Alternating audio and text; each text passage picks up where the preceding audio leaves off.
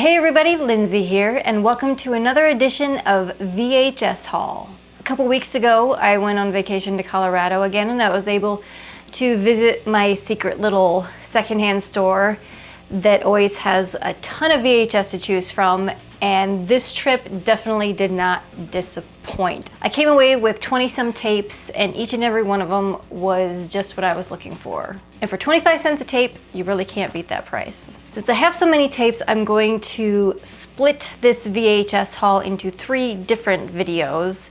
Otherwise, this would be like an hour-long video, and I'm not going to subject you to that. So I've split them up into 3 categories. The first one is like action, sci-fi, a little bit of animation. The second group is creature features.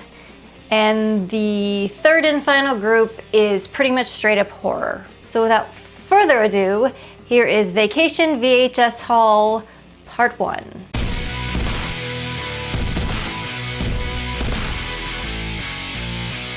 And these are in no particular order, I just made stacks as I was pulling them out of the bag. First up, we have the action sci-fi movie Interceptor Force.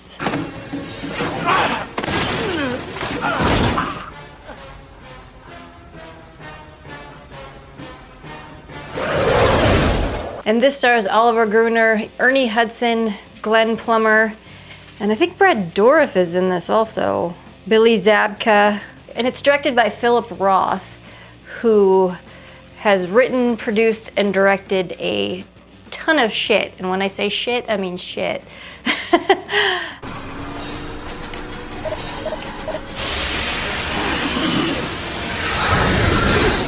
The back of the box reads, Earth's last line of defense. A crack team of mercenaries, Oliver Gruner, Glenn Plummer, are deployed to investigate the mysterious crash of a squadron of F-117s, commanded by Air Force Major Mackenzie, played by Ernie Hudson.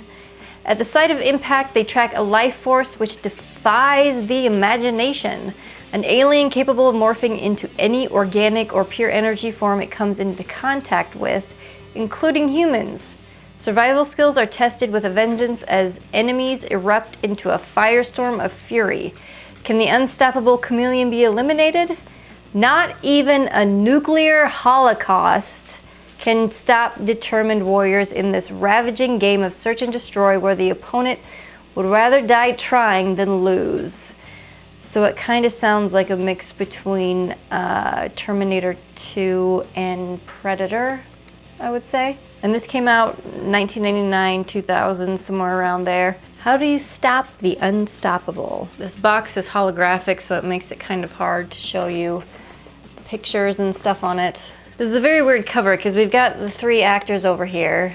Then we've got the alien guy, who I'm pretty sure he does not look like this in the film. And he's holding a very small ray gun. And then it looks like Vietnam or World War II soldiers jumping out of foxholes in different bunkers. So this is a very, very weird cover. And the production company is Interceptor Productions. So you always know if the production company contains the title or partial title of the film, you're guaranteed a film of quality.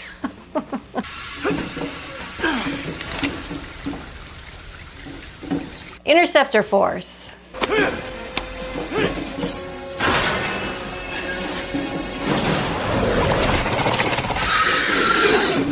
Next up, we have a classic animated film. This is the Ralph Bakshi directed and written Fritz the Cat. Lovely set of eyes there. It has been quite a while since I've watched Fritz the Cat. I just remember a lot of pendulous animal breasts and things like that. The back of the box reads, an alley cat student in New York seeks new and varied experience. Not experiences, just experience. A feature which applies the old anthropomorphism to the contemporary scene and whips up more obscenity and violence than Disney ever dreamed of. I don't know, I bet Disney dreamed of quite a bit of obscenity and violence. He just didn't put it into his films. Fritz the Cat has appeared in Zap Comics and Head Comics, as well as in other underground mags. Original soundtrack album on Fantasy Records. And I'm looking up this film on IMDb, and now IMDb has that little parent's guide under each film with little categories that say mild, moderate, severe. Going through this one for Fritz the Cat. Sex and nudity, severe. Violence and gore, severe. Profanity, severe. Alcohol, drugs, and smoking, severe. Frightening and intense scenes, severe. So yeah, this is not a cartoon for children, even though I watched it as a kid.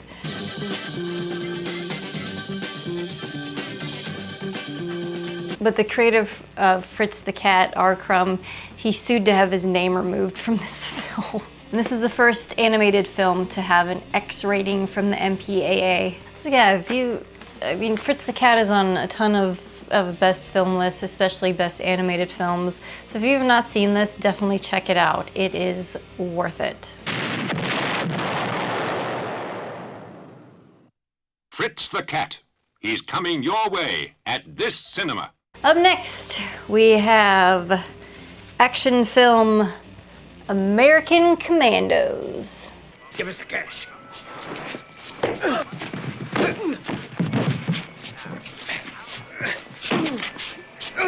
This is such a great cover. I love covers like this. The back of the box reads, "Rage for Justice. All the fiery action of Rambo, all the vengeance of Death Wish, come raging together in American Commando." Robert Mitchum's son, Christopher Mitchum, and John Philip Law, Tarzan the Ape Man, star as wartime buddies brought back together for a new kind of war. Dean Mitchell, played by Mitchum, that's very close, an ex-Green Beret, accidentally kills a dope pusher. When word hits the street, a ruthless gang of junkies raids Mitchell's home. They kill his son and rape his wife. The police have no clues, but Mitchell stalks down the junkies one by one and kills them. The federal government has been watching Mitchell. They realize he is the perfect man for their secret mission in the Far East. What? Mitchell rounds up his old Vietnam platoon, and together they return to Vietnam, this time for a different battle, a war on drugs. When you want fast action and ultimate revenge, get American Commandos. This film was only 89 minutes long. Came out in 1984. But yeah, they weren't kidding when they said it's Rambo meets Death Wish, because the first half of the film seems to be Death Wish and the second half of the film seems to be Rambo, or at least First Blood Part 2. This is one of those Filipino action movies, and this is directed by Bobby Suarez, who wrote and directed and produced a ton of Filipino action films. Well, let's book them. We can't. We don't have any evidence. Then get it. Fabricate it. But there's a lot going on this cover. We've got people with machine guns, what looks like an armored truck with a machine gun coming out the top, a guy on a motorcycle that has machine guns on the front. Of course, there's a lady in a bikini in a bamboo cage, helicopters, biplanes, explosions. A lot going on this cover. Check out American Commandos. Up next, we have a special treat. This is a comedy sports film. It's the classic 1986 film, Jocks. They're jocks, always showing off what they've got. I want to show you something I'm really proud of.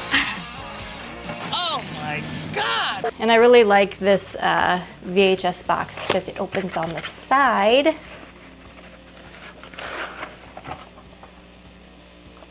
Instead of on the bottom, and it closes completely. And from looking at these pictures on the back, there's probably a lot of boobies in this film. Lots of boobage.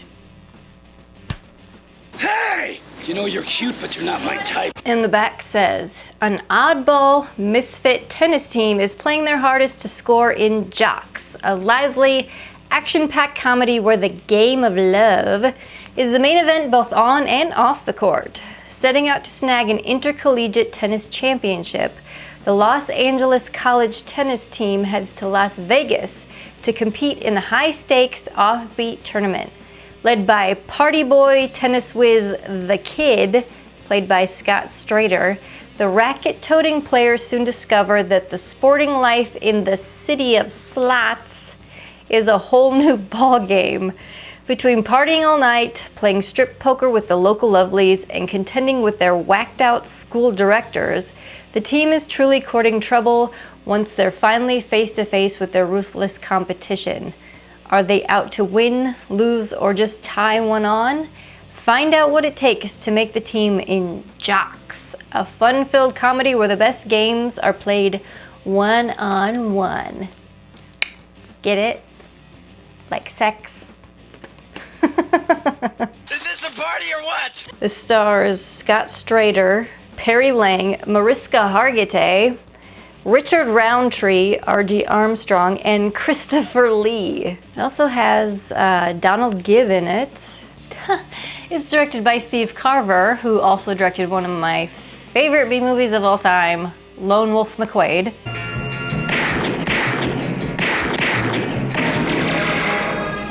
Oh gosh, he directed a lot of stuff. Eye for an Eye with Chuck Norris, Big Bad Mama, just a ton of stuff. And it looks like R.G. Armstrong, Richard Roundtree, and Christopher Lee appeared in this movie as a favor to him, the director, Steve Carver. And this film was shot over 4 weeks. So yeah, boobs, balls, and a very, very young Detective Benson.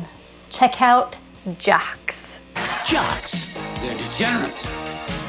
Up next, we have a canon film, which is always interesting. And this one is called Dangerously Close. You think hanging around with him's gonna get you somewhere? He's using you! It stars John Stockwell, Carrie Lowell, Madison Mason, Bradford Bancroft, and introducing J. Eddie Peck. If you're not part of the in crowd at this trendy upscale high school, it could mean the end of more than just your academic life. At exclusive Vista Verde High, the paramilitary student group known as the Sentinels played a special game with their socially undesirable classmates. I don't know if I like where this is going. But then one of their survival hunt targets turned up brutally murdered. As the young editor of the school paper begins to piece together the deadly puzzle, the Sentinels' ruthless vigilante tactics grow increasingly desperate. A tense, riveting excursion into teenage violence, treachery, and heroism. Since we started the Sentinels last spring, crime on campus has been almost eliminated. Students feel safer. This is 96 minutes, came out in 1986, and it really touts the music that's in this film, featuring Robert Palmer's Grammy Award-winning song, Addicted to Love.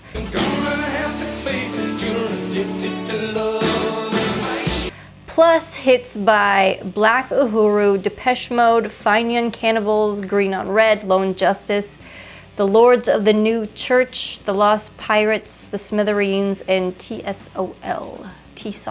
And this is directed by Albert Pune. I don't know if I'm pronouncing that correct, but he directed Cyborg with Jean-Claude Van Damme, The Sword and the Sorcerer, Brain Smasher, A Love Story with Andrew Dice Clay, the Nemesis films. He's directed a lot of stuff. This also has a couple actors from a few of the Friday the 13th movies and also Return of the Living Dead. So it's got a lot of interesting stuff going on. Rated R and listed as an action drama. The canon film, Dangerously Close. Dangerously Close. Just got a couple more tapes. We're almost there. All right, up next we have action adventure starring Oliver Gruner, Angel Town.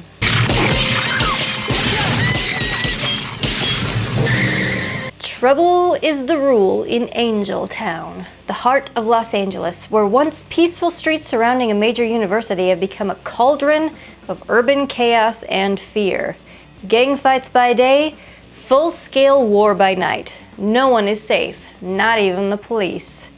When Jacques Montaigne, an exchange student and champion kickboxer, tries to protect an innocent family from whom he rents a room, he becomes a target of the psychotic gang leader Angel and his street gang disciples. Forced to answer their vicious attacks, Jocks dispenses his own special brand of brutal street justice, one-on-one. The fierce confrontations become a running battle, rising to a thundering climax on the hot, angry, explosive streets of Angeltown. The new action star of the 90s, Oliver Gruner, two-time world kickboxing champion. A mix between Colors, Streets of Fire, and Bloodsport. Well, that sounds pretty damn interesting. Starring Teresa Saldana, Frank Aragon, Tony Valentino, Peter Kwong, and Mike Moroff. It's weird because all the pictures on the back of this look like each of them are from a different movie. One looks like Boys in the Hood, one looks like Kickboxer, and this could be from any generic film. Angeltown. Angeltown. All right, we're to our last tape, and it's definitely a good one. And last but certainly not least, we have the sci-fi action comedy classic, Space Truckers. What have you got? It is a rush shipment to Earth. Jeez, I've never seen trailers like these before. Harry Knowles from Ain't It Cool News said, amazing, pure genius, fantastic. With enough of these, we could take over the world. Which world? It's rated PG-13, and the back reads, the year is 2196. John Canyon, played by Dennis Hopper, is a down-on-his-luck independent trucker trying to keep an honest living transporting loads across the solar system in his rocket-powered rig. In a last-ditch effort to stay in business rather than being forced into teaming up with the corporation, Canyon joins forces with Mike Pucci, played by Stephen Dorff, to pull off a dangerous transport, contents unknown. At over 5 times the going rate, it's an offer they can't refuse. With the help from stowaway Cindy, played by Debbie Mazar, the trio set out on an adventure they will never forget. To make the scheduled deadline, Canyon abandons the usual shipping lanes and heads for the Scum Cluster, a war zone of bandits, black rocks, and rogue asteroids, where they eventually are hijacked by the Regalia, a pirate warship headed by Captain Macanudo. Not Macanudo. Macanundo, played by Charles Dance. And if you don't know who Charles Dance is, he is Tywin Lannister in Game of Thrones. It is here the secret of the mystery containers is revealed and the battle for the universe begins. This is directed by Stuart Gordon. It's also written by him and Ted Mann. And as I said earlier, it stars Dennis Hopper, Stephen Dorff, Debbie Mazar, Charles Dance. Yeah, they used to play this film on HBO all the time. You're gonna make one of them desperate last stands? So if you've never seen Space Truckers, I highly recommend you check it out. It's just weird and fun and crazy. And the fact that they got Dennis Hopper to be in this film, it actually kind of makes sense with how crazy he is. But yeah, it's Space Truckers, it's a trip. Or as it was known during filming, Untitled Irish Space Movie. Space Truckers. Well, that is going to do it for part 1 of Vacation VHS Haul. I've got 2 more stacks to get through, so there'll be 2 more parts coming out, but thank you for joining me for part 1. Plenty more to come. So that's going to do it for this video. Until next time, this is Lindsay signing off. I'll check you later.